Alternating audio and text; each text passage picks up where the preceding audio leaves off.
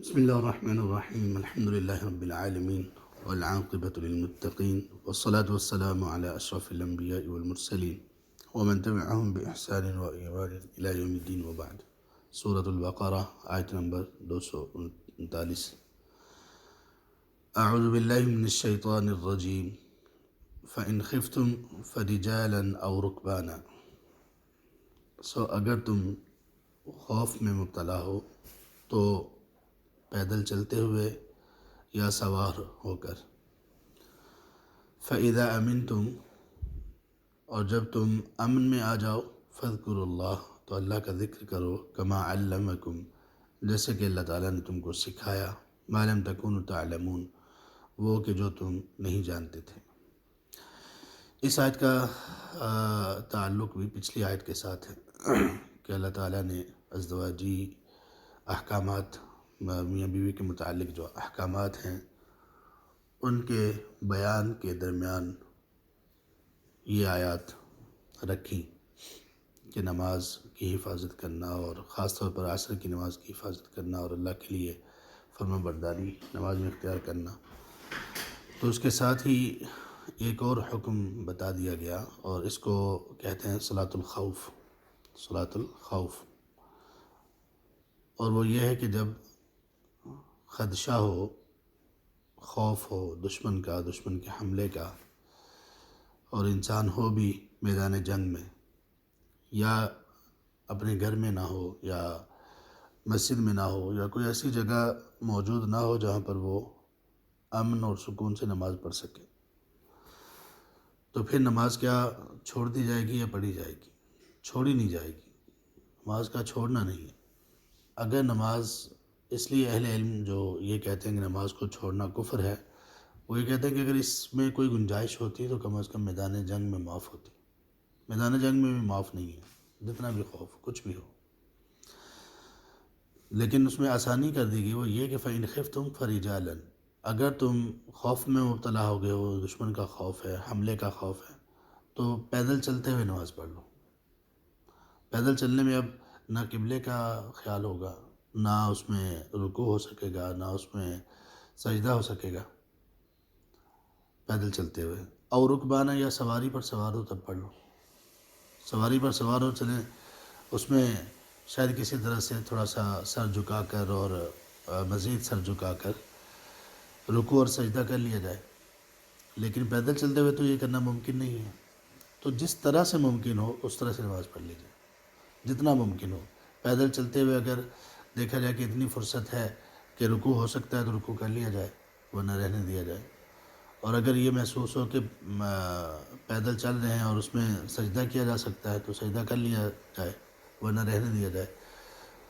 لیکن یہ پیدل چلنے کی صورت میں سجدہ مشکل ہے، ممکن نہیں ہوتا، خاص طور پر جب خوف اور جنگ کا میدان ہو.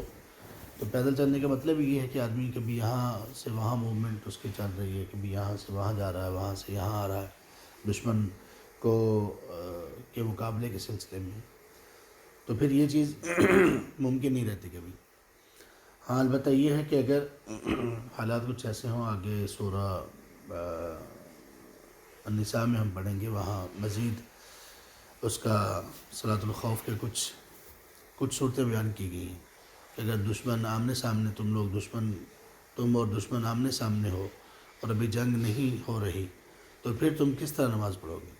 امامت بھی ہوگی اور نماز بھی ہوگی، لیکن اس کے نماز کے احکامات بالکل مختلف ہیں. ایک صف ہوگی جو دشمن کے مقابلے میں کھڑی رہے گی، امام نماز شروع کروا دے گا.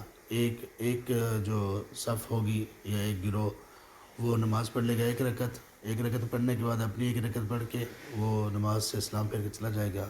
امام اپنی جگہ پہ موجود رہے گا، سلام نہیں پھیرے گا، اور دوسرے لوگ آئیں گے، وہ سب بنائیں گے جنہوں نے نماز نہیں پڑھی، تو وہ نماز پڑھ لیں گے، اور پھر اس کے بعد ایک رکعت اپنی پوری کر لیں گے اور امام سلام پھیر دے گا. اس طرح سے وہ تفصیل سے وہاں پر کچھ صورتیں ہیں، اور حدیث میں بھی کچھ اس کے متعلق بیان ہوا ہے. تو یہ نماز کی اہمیت ہے. تو یہاں یہ بتانا بھی مقصود ہے کہ جب اتنے حالات کی سختی میں بھی نماز معاف بھی نہیں ہے اور نماز کا اہتمام کرنا ہے، تو پھر اگر گھر کے حالات کچھ اگر اونچ نیچ ہو جائے، میاں بیوی کے درمیان اگر ایسی کوئی چیز ہو جائے، تو تب بھی نماز میں کوتاہی اور سستی نہیں ہونی چاہیے. اور جب اللہ تعالیٰ میدان جنگ میں تمہاری نماز کی وجہ سے خیر کر دیں گے اور اللہ کی مدد حاصل ہوتی ہے، تو اگر میاں بیوی کے درمیان کوئی ایسا جھگڑا اور چپکلش ہے تو اس کو بھی نماز کے ذریعے سے حل کرنے کی کوشش کرو۔ فَإِذَا أَمِنْتُمْ، اور جب تم امن میں آ جاؤ تو پھر اللہ کا ذکر کرو جیسے اس نے تمہیں سکھایا۔ یعنی جب خوف ختم ہو گیا، بے شک میدان جنگ میں ہو لیکن خوف نہیں ہے دشمن کا، پھر اپنی اصل پہ نماز پڑھنی ہے۔ خوف ختم ہو گیا تو پھر آپ لوگوں نے اس طرح نماز پڑھنی ہے جیسے اللہ نے تمہیں سکھایا۔ اللہ نے اب کیا سکھایا اور کہاں سکھایا، سوال یہ ہے۔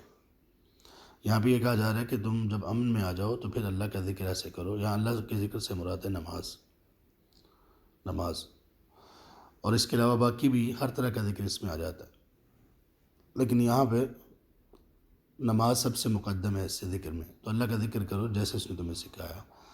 تو یہ ذکر اللہ تعالیٰ نے یعنی ایک خاص چیز کی اجازت دی، اور خاص چیز کی اجازت کے بعد پھر کہا کہ عمومی طور پر امن کی حالت میں جو تمہیں سکھایا گیا ہے اس طرح سے ذکر کرو، اس طرح سے نماز پڑھو۔ اب یہ سکھانا کہاں پر ہے اور کب سکھایا؟ وہ آیات جن میں بڑی واضح دلیل ہے ان لوگوں کے رد میں، یا ان لوگوں کے لیے اللہ ان کو ہدایت دے ہمیں بھی، جو لوگ حدیث کا انکار کرتے ہیں، اس میں ایک بڑی واضح دلیل ہے حدیث کی۔ کہ اگر کوئی لوگ یہ کہیں کہ صرف یہ قرآن ہی کافی ہے حدیث کے بغیر، اسی کو ہی مانا جا سکتا ہے، یا اسی پر ہی ایمان مکمل ہوتا ہے، اور یہی پوری مکمل ہر چیز اس میں موجود ہے، کتاب ہدایت ہے اور حدیث کی ضرورت نہیں ہے، تو ان سے یہ سوال کیا جائے کہ یہ جو اللہ تعالیٰ کہہ رہے ہیں کہ تم امن کی حالت میں جب آ جاؤ تو پھر اللہ کا ذکر یا نماز اس طرح سے ادا کرو جیسے کہ تمہیں اللہ نے سکھایا ہے۔ اب اللہ ریفرنس دے رہے کہ میں نے تمہیں سکھائی ہے کوئی چیز، اس طرح سے پڑھو۔ سوال یہ کہ وہ چیز سکھائی کہاں پہ؟ قرآن میں تو نہیں ہے۔ قرآن میں تو خوف کی حالت کا تو یہ کچھ تھوڑا سا اشارہ آ گیا، لیکن پھر امن میں آ کر جیسے اللہ نے تمہیں سکھایا ویسے، تو وہ نماز گویا اللہ نے سکھائی ہے۔ وہ سکھائی ہوئی نماز کہاں پہ ہے؟ قرآن میں نہیں ہے، وہ حدیث میں۔ تو اس طرح سے یہ بڑی واضح دلیل ہے، بہت ہی یعنی جس کو رد نہ کیا جا سکے، لیکن اگر کوئی متعصب ہو تو پھر اس کا کیا کیا جا سکتا ہے۔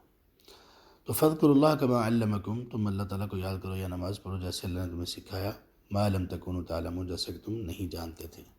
تم نہیں جانتے تھے یعنی تمہیں نہیں معلوم تھا۔ ایک تو ایمان یا اسلام کو تم نہیں جانتے تھے، دوسرا تم یہ نہیں جانتے تھے کہ نماز پڑھنی کیسے ہے، تیسرا تم یہ نہیں جانتے تھے کہ نماز کا معنی اور مفہوم کیا ہے۔ اسی لیے یہ بات انتہائی لازمی اور ضروری ہے کہ نماز کو بندہ، جس طرح سے نماز پڑھنا فرض ہے اور لازم ہے، اسی طرح سے یہ چیز بھی ضروری ہے کہ انسان کو یہ معلوم ہو کہ میں نماز میں پڑھ کیا رہا ہوں، نماز کا معنی اور مفہوم اس کو آتا ہو۔ اور کئی علماء نے یہ کہا ہے کہ جو شخص نماز کا معنی اور مفہوم سے غافل ہے، یعنی اس کو آتا ہی نہیں ہے اور وہ نہ سیکھنے کی کوشش کرتا ہے، تو اس کو اپنی نماز کی فکر کرنی چاہیے، اس لیے کہ نماز کا مقصود ہی نہیں ہے۔ اور وہ اس کی دلیل ایک اور جگہ سے بھی لیتے ہیں، وہ ہے سورۃ النساء میں آیت نمبر 45 ہے غالباً۔ اس میں اللہ تعالیٰ نے فرمایا، وہ جو شراب کے متعلق دوسرا حکم تھا، یا ایھا الذین آمنوا لا تقربوا الصلاۃ وانتم سکارى حتی تعلموا ما تقولون، جب تم نشے کی حالت میں ہو تو نماز کے قریب نہ جاؤ یہاں تک کہ تم جان لو کہ تم جو کہہ رہے ہو، حتی تعلموا ما تقولون، تم جاننا شروع کر دو جو تم کہتے ہو، نماز میں جو پڑھتے ہو تمہیں اس کی سمجھ آنا شروع ہو جائے۔ جب یعنی تم نشے کی حالت میں نہیں جاؤ گے، جب تمہاری حالت ایسی ہو جائے کہ بالکل ہوش و حواس میں ہو اور تم سمجھ رہے ہو کہ میں کیا پڑھ رہا ہوں، کیا کہہ رہا ہوں، تو پھر تم نماز کے قریب جاؤ۔ اس آیت سے، اب یہ تو آیت خیر منسوخ ہوگی، پہلے حکم تھا یہ جب شراب ابھی مکمل طور پر حرام نہیں ہوئی تھی۔ اس سے کچھ علماء نے یہ استدلال کیا کہ دیکھیے یہاں پہ اللہ تعالیٰ یہ فرما رہے ہیں کہ تم نماز کے قریب نہ جاؤ یہاں تک کہ جب تمہیں پتہ ہو کہ تم نماز میں کیا پڑھ رہے ہو۔ تو وہ کہتے ہیں کہ نماز کا معنی، مفہوم و ترجمہ جاننا یہ فرض ہے، ضروری ہے۔ ایک بندے کو اس وجہ سے، شراب پینے والے بندے کو اس کا سبب کیا تھا کہ نماز کے قریب نہ جاؤ کہ اس کو پتہ ہی نہیں میں نماز میں کیا پڑھ رہا ہوں۔ تو ایک بندے نے شراب نہیں پی ہوئی، کچھ نہیں کیا ہوا، نشہ نہیں کرتا، لیکن اس کے باوجود بھی اس کو پتہ نہیں ہے نماز میں کیا پڑھ رہا ہوں، تو کہتے ہیں وہ بالکل اس کی یہی صورتحال بنتی ہے۔ تو اس کو پھر اپنی نماز کی فکر کرنی چاہیے کہ وہ نماز میں جو پڑھ رہا ہے اس کو آ کے نہیں رہا۔ اور یہی سبب ہے کہ بچوں کو ابتدا میں ہی سب سے جو بنیادی چیز جو سکھانی چاہیے وہ نماز ہی ہونی چاہیے، نماز کا معنی اور مفہوم۔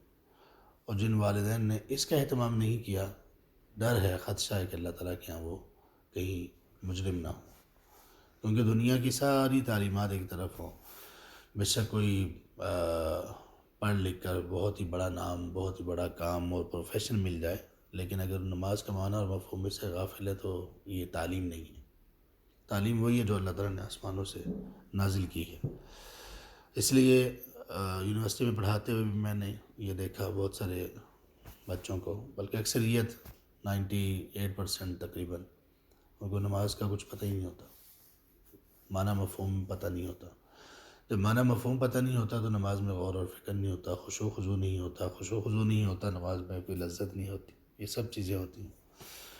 تو اس لیے وہاں پر یونیورسٹی میں پڑھاتے ہوئے میں ان کو سیمسٹر میں لازمی طور پر نماز اور اس کا ترجمہ پورا یاد کروایا کرتا تھا، اور اس کے باقاعدہ نمبر تھے، یعنی اس کے بغیر کوئی بچہ پاس نہیں ہو سکتا تھا۔